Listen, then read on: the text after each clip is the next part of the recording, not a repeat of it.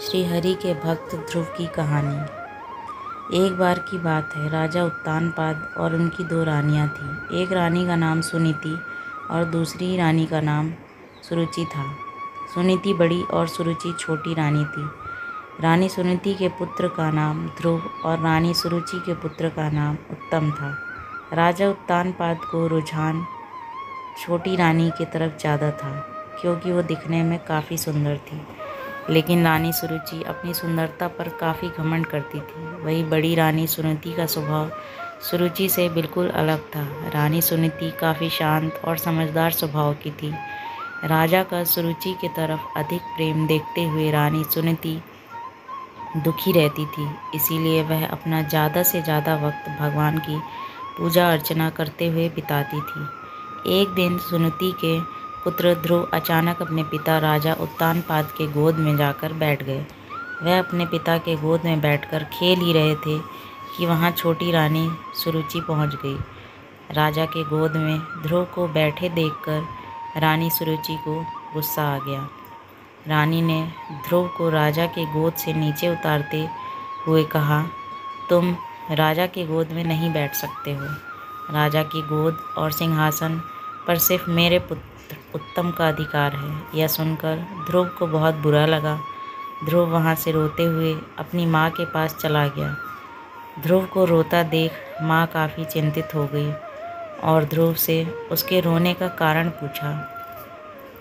ध्रुव ने रोते हुए सारी बात बताई। ध्रुव की बात सुनकर माँ के आंखों में भी आंसू आ गए।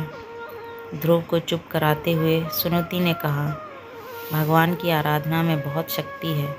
अगर सच्चे मन से आराधना की जाए तो भगवान से तुम्हें पिता की गोद और सिंहासन दोनों मिल सकते हैं।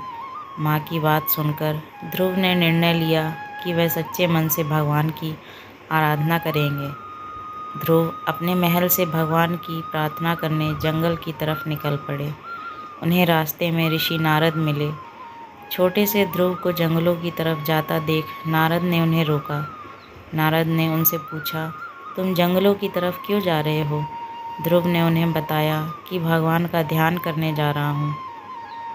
ध्रुव की बात सुनकर नारद ने उन्हें समझाकर राजमहल वापस लाने की कोशिश की, लेकिन ध्रुव ने उनकी एक ना सुनी। ध्रुव के निर्णय के कारण नारद ने ध्रुव को ओम नमो भगवते वासुदेवाय मंत्र का जाप करने को कहा। इसके बाद ध्रुव जंगल में जाकर इस मंत्र का जाप करने लगे। उधर नारद ने महाराज उत्तानपाद को ध्रुव के बारे में बताया।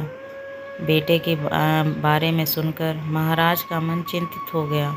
वह ध्रुव को वापस लाना चाहते थे, लेकिन नारद ने कहा ध्रुव प्रार्थना में डूब गया है और अब वह वापस नहीं आएगा। उधर ध्रुव कठोर तपस्या में लगे रहे।